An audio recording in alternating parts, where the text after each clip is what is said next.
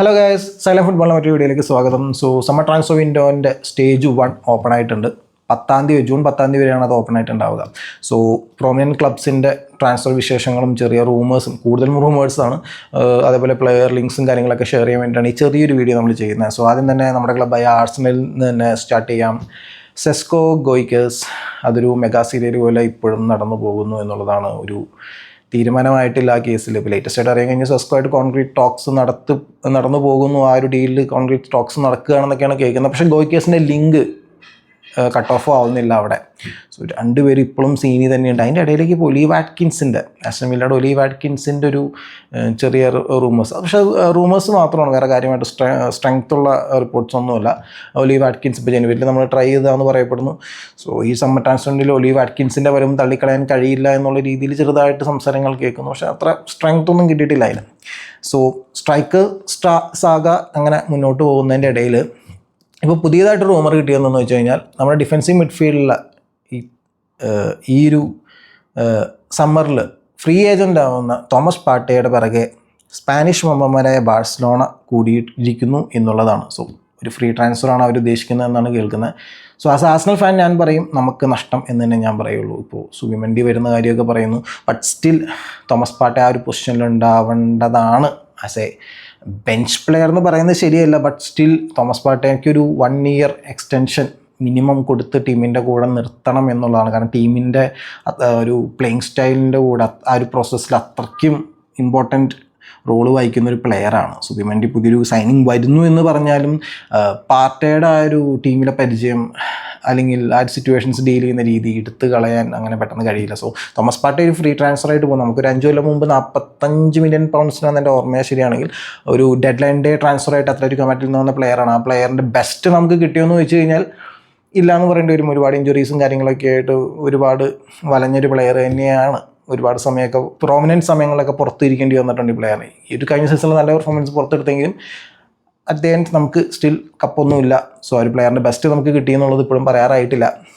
ആ ഒരു പ്രോസസ്സ് അതിൻ്റെ ഒരു ഫ്രൂട്ടിഷൻ സ്റ്റേജ് ആവാതെ ആ ഒരു പ്ലെയറിനെ വിട്ട് കളയുന്നത് ചിലപ്പോൾ ഒരു മണ്ടത്തരമായിരിക്കും. അല്ലെങ്കിൽ ആ ഒരു പ്ലെയറിൻ്റെ ആബ്സെൻസ് നമുക്ക് സീസണിൽ എപ്പോഴെങ്കിലും ഒരു കോസ്റ്റ്ലി ആയിട്ട് തോന്നിയേക്കാം എന്നുള്ളതാണ്. ഈവൻ ദോ സുബിമെൻഡി വരുന്ന കാര്യത്തിൽ വരികയാണെങ്കിൽ കൂടി. ഇനി ആ ഒരു കാര്യത്തിൽ സുബിമെൻഡി വരുന്ന കാര്യത്തിലും ആർസണൽ ഫാൻസ് അത്യാവശ്യം നെർവസാണ് എന്നുള്ളതാണ്. കാരണം വേറെ ഒന്നുമല്ല, സുബിമെൻഡിയുടെ ഇപ്പോൾ ലാസ്റ്റ് വീക്കിൽ നോക്കുകയാണെങ്കിൽ സുബിമെൻഡി മെഡിക്കൽ വരുന്നു, ആർസണലായിട്ട് മെഡിക്കൽ ചെയ്യാൻ പോകുന്നു എന്നുള്ള കാര്യങ്ങളൊക്കെ മെഡിക്കലിൻ്റെ ആ ഒരു ന്യൂസ് അത്യാവശ്യം സ്പ്രെഡായിരുന്നു. പക്ഷേ പിന്നീട് അറിയാൻ കഴിഞ്ഞു അങ്ങനെയൊന്നുമില്ല, പ്ലെയർ വേറെ എവിടെയായിരുന്നു എന്നുള്ളതായിരുന്നു. ആ ഒരു കാര്യങ്ങൾ അവിടെയും സീലായിട്ടില്ല. അവിടെയും വെർബൽ എഗ്രിമെൻറ്റും കാര്യങ്ങളൊക്കെ വന്നു എന്ന് പറയുന്നു. പക്ഷേ അത് അവിടെ അങ്ങോട്ട് സീലായിട്ടില്ല. ഡേ ബൈ ഡേ ചാൻസസ് കൂടുതലാണ്, വേറെ ഏതെങ്കിലും ക്ലബ്ബ് ഉള്ളിൽ കയറാനുള്ള ചാൻസസും കൂടി വരുന്നു. അത് സീലായിട്ടില്ല. നമ്മുടെ ഫസ്റ്റ് നമ്മൾ കൺഫേമായിട്ട് നടക്കുമെന്ന് ഉറപ്പിച്ചൊരു ട്രാൻസ്ഫറാണ്. അതും തീരാതെ വരുമ്പോൾ ആർസണൽ ഫാൻസ് സ്വാഭാവികമായിട്ടും നെർവസായി തുടങ്ങും. ഇനി വെച്ചുകൊണ്ടിരുന്ന് കയ്യിൽ നിന്ന് പോകുമെന്നുള്ളൊരു പേടിയാണ്. ആർസണലിൻ്റെ ട്രാൻസ്ഫർ കാര്യങ്ങളൊക്കെ ഇങ്ങനെയാണ്. ലെറോയ് സാനയായിട്ട് വിങ്ങറായ ലെറോയ് സാനയായിട്ട് ഇപ്പോഴും റൂമേഴ്സും ലിങ്ക്സും ഒക്കെ കേൾക്കുന്നു. ഒന്നും കോൺക്രീറ്റ് ആയിട്ട് പറയാറായിട്ടില്ല വേറെ. ഇനി നമ്മൾ മറ്റൊരു പ്രീമിയർ ലീഗ് ക്ലബ്ബായ മാഞ്ചസ്റ്റർ യുണൈറ്റഡിൻ്റെ കാര്യം നോക്കുകയാണെങ്കിൽ ഒരു ടെറിബിൾ, അവരുടെ ഹിസ്റ്ററിയിൽ തന്നെ one of the waste season കഴിഞ്ഞതിന് ശേഷം അവർക്ക് ഇപ്പോൾ ട്രാൻസ്ഫർ വിൻഡോയിൽ അത്യാവശ്യം നല്ല കച്ചവടങ്ങൾ നടത്താൻ അവർക്ക് കഴിയുന്നുണ്ട് എന്നുള്ളതാണ്. ഇപ്പോൾ ആദ്യം തന്നെ മാത്യൂസ് കുനിയേനെ വോൾസിൽ നിന്ന് എത്തിക്കുന്ന കാര്യമാണ്. അത് കഴിഞ്ഞതിന് ശേഷം അവർക്കിപ്പോൾ അവരുടെ ക്യാപ്റ്റനായ ബ്രൂണോ ഫെർണാണ്ടസിൻ്റെ കാര്യത്തിൽ സൗദിയിൽ നിന്ന് വലിയൊരു ഓഫർ ഉണ്ടായിരുന്നു അൽ ഹിലാലിൻ്റെ വക. പക്ഷേ ക്യാപ്റ്റൻ തന്നെ പറഞ്ഞു ഇല്ല, ഞാൻ എവിടെയും പോകുന്നില്ല, ഞാൻ മാൻ യുണൈറ്റഡിൻ്റെ കൂടെ തന്നെ കണ്ടിന്യൂ ചെയ്യുകയാണ് എന്നുള്ളതാണ് പറഞ്ഞത്. അതൊരു റിലീഫ് തന്നെയാണ് യുണൈറ്റഡ് ഫാൻസിന്. അത് വലിയ ആരും പ്രതീക്ഷിച്ചിരുന്നില്ല ഈ ഒരു സ്റ്റേജിൽ ബ്രൂണോ സൗദിയിലേക്ക് പോകുന്നൊന്നും ആരും എക്സ്പെക്ട് ചെയ്തിട്ടൊന്നും ഉണ്ടായിരുന്നില്ല. എനിവേ പിന്നെ എടുത്ത് പറയാനുള്ളത് എംബൂമോയുടെ കാര്യത്തിലാണ്. ബ്രെൻറ്റ്ഫോർഡിൻ്റെ റൈറ്റ് വിങ്ങറായ എംബൂമോ 60 മില്യൺ പൗണ്ട്സ് പൊട്ടിക്കേണ്ടി വരും. യുണൈറ്റഡിലേക്ക് പോകാനുള്ള സാധ്യത കൂടുന്നു. പ്ലെയർ ആ ഒരു മൂവാണ്. ഇപ്പോൾ ന്യൂകാസിലായിരുന്നു ഫ്രണ്ട് റേസിലുണ്ടായിരുന്നത് എന്നുള്ളതാണ്. പക്ഷേ ന്യൂകാസിലിനേക്കാൾ ഉപരി പ്ലെയറിന് ഇപ്പോൾ യുണൈറ്റഡിനോടാണ് ചായ്വ് എന്നാണ് കേൾക്കുന്നത്. ബ്രെൻറ്റ്ഫോർഡായിട്ട് ടോക്സ് ഉടനെ തുടങ്ങുമെന്നാണ് കേൾക്കുന്നത്. മിനിമം ഞാൻ പറഞ്ഞ 60 മില്യൺ പൗണ്ട്സ് എന്തായാലും ബ്രെൻറ്റ്ഫോർഡ് ചോദിക്കാൻ ചാൻസ് ഉണ്ട്. അതവിടെ പൊട്ടിക്കേണ്ടി വരും യുണൈറ്റഡിന്. യുണൈറ്റഡിന് അത്യാവശ്യം നല്ലൊരു ട്രാൻസ്ഫർ വിൻഡോ ആണ് ഇപ്പോൾ അറ്റ് ദ ബിഗിനിങ് കിട്ടിയിരിക്കുന്നത് എന്നുള്ളതാണ്. ഇനി നേരെ ചെൽസിയുടെ കാര്യം നോക്കുകയാണെങ്കിൽ ചെൽസിയിൽ ജേഡൻ സാൻചോ നിൽക്കില്ല എന്നുള്ളത് തന്നെയാണ്. ഒരു ലോണിൽ യുണൈറ്റഡിൽ നിന്ന് വന്നതാണ്. ഒബ്ലിഗേഷൻ ഉണ്ടായിരുന്നു ബൈ ചെയ്യാനായിട്ട് 25 മില്യൺ പൗണ്ട്സിന് മറ്റോ. പക്ഷേ പേഴ്സണൽ ടേംസ് എഗ്രി ചെയ്യാൻ പറ്റുന്നില്ല ക്ലബിനും പ്ലെയറിനുമായിട്ട്. സോ തിരിച്ച് യുണൈറ്റഡിലേക്ക് എന്നെ പാക്ക് ചെയ്യാനാണ് ചെൽസി തീരുമാനിച്ചിരിക്കുന്നത് എന്നുള്ളതാണ് കേൾക്കുന്നത്. 5 മില്യൺ പൗണ്ട്സ് പെനാൽറ്റി അടയ്ക്കാൻ ചെൽസി തയ്യാറാണ് എന്നാണ് കേൾക്കുന്നത്. അടയ്ക്കേണ്ടി വരും, ഒബ്ലിഗേഷൻ ബ്രേക്ക് ചെയ്യുമ്പോൾ എന്തായാലും ഒരു പെനാൽറ്റി ഫീ അടയ്ക്കേണ്ടി വരും എന്നുള്ളതാണ്. So Sancho returns back to Man United. ബാക്കി അവിടെ എന്താണെന്നുള്ളത് കണ്ടറിയണം. സോ ഇനി ചെൽസിയുടെ കാര്യം നോക്കുകയാണെങ്കിൽ ചെൽസി ഓൾറെഡി ലിയാം ഡെലിപ്പിനെ ഇപ്സ്വിച്ച് ടൗണിൻ്റെ സ്ട്രൈക്കറെ നേടി ആ ഒരു പ്ലെയറിനെ ടീമിലേക്ക് എത്തിച്ചു. അനൗൺസ്മെൻറ്റ് വരുന്നേ ഉള്ളൂ. പക്ഷേ സ്റ്റിൽ ദേ ആർ ബിസി എന്നുള്ളതാണ്. സോ സ്ട്രൈക്കിംഗ് പൊസിഷനിലേക്ക് എഗെയിൻ ഫ്രാങ്ക്ഫർട്ടിൻ്റെ സ്ട്രൈക്കറായ ഹ്യൂഗോ എക്കിറ്റിക്കേനെ ആ ഒരു റേസിൽ അറൗണ്ട് 60 മില്യൺ പൗണ്ട്സ് വരുന്ന ഒരു പ്ലെയറാണ്. സോ ആ ഒരു റേസിൽ ചെൽസിയാണ് ഇപ്പോൾ ലീഡിങ്ങിൽ നിൽക്കുന്നതെന്നാണ് അറിയാൻ കഴിയുന്നത്. അതേപോലെ ജെയ്മി ഗിറ്റൻസ് എന്ന് പറയുന്ന ഇംഗ്ലീഷ് വിങ്ങർ, ബറൂസിയ ഡോർട്ട്മുണ്ടിൻ്റെ വിങ്ങറാണ്. ആ ഒരു പ്ലെയറിൻ്റെ കാര്യത്തിലും ടോക്സ് നടത്തിക്കൊണ്ടിരിക്കുകയാണ് ചെൽസി എന്നാണ് അറിയുന്നത്. അവിടെ അപ്രോക്സിമേറ്റ്ലി 50 മില്യൺ പൗണ്ട്സ് പൊട്ടിക്കേണ്ടി വരും.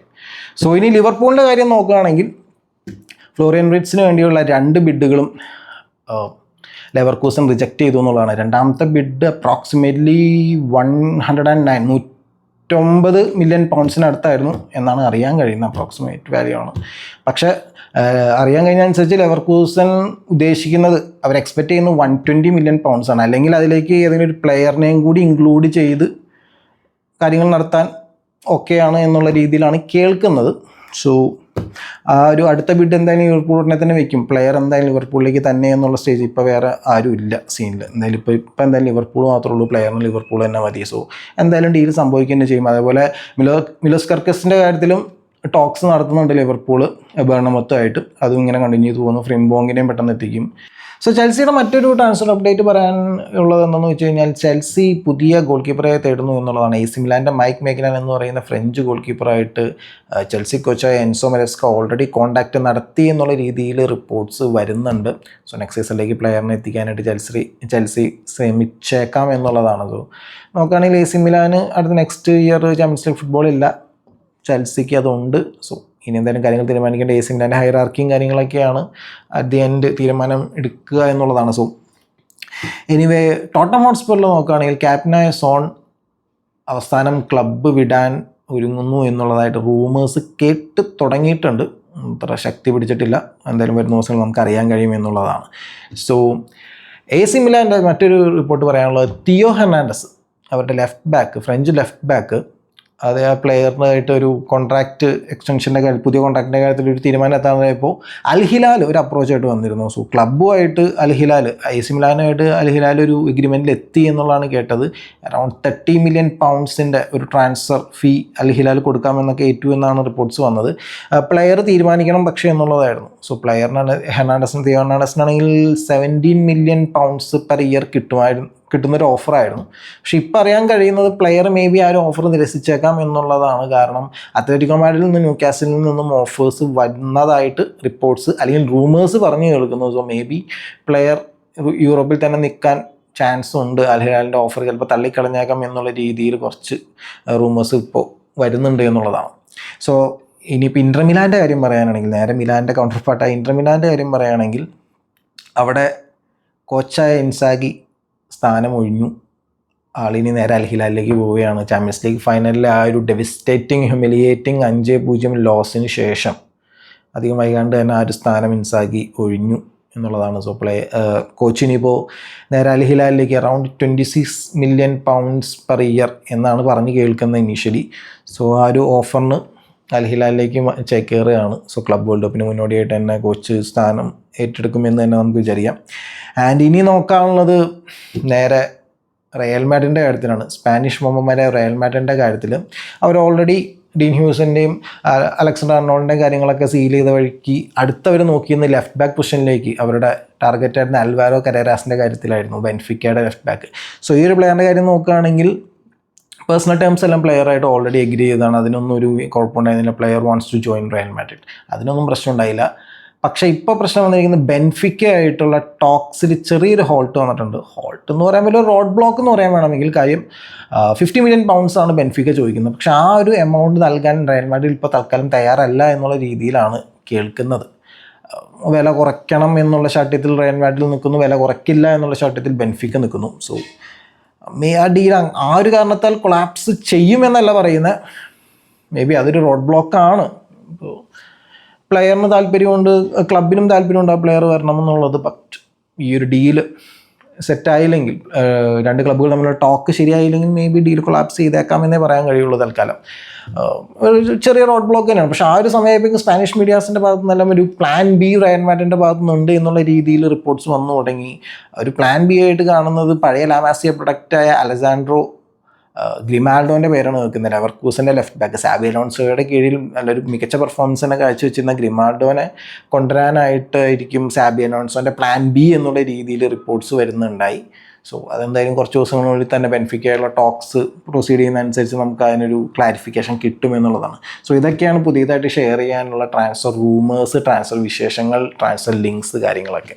സോ എനിവേ നിങ്ങൾക്ക് ഈ ഒരു ട്രാൻസ്ഫർ വിശേഷങ്ങളെക്കുറിച്ചുള്ള നിങ്ങളുടെ അഭിപ്രായങ്ങൾ, അല്ലെങ്കിൽ പുതിയതായിട്ട് നിങ്ങൾക്ക് കിട്ടുന്ന ട്രാൻസ്ഫർ വിശേഷങ്ങൾ എന്തൊക്കെ ഉണ്ടെങ്കിൽ താഴെ കമൻറ്റ് സെക്ഷനിൽ രേഖപ്പെടുത്താവുന്നതാണ്. അതേപോലെ വീഡിയോ ഇഷ്ടപ്പെട്ടെങ്കിൽ ലൈക്ക് ചെയ്യുക, ചാനൽ ഇതുവരെ സബ്സ്ക്രൈബ് ചെയ്യണമെങ്കിൽ സബ്സ്ക്രൈബ് ചെയ്ത് നമ്മളിന്ന് സപ്പോർട്ട് ചെയ്യുക. ഓക്കെ ഗൈസ്, സോ മറ്റൊരു ട്രാൻസ്ഫർ വിശേഷങ്ങൾ അടങ്ങിയ മറ്റൊരു വീഡിയോ കാണുന്നവരെ this is Alexander signing off and have A nice day guys.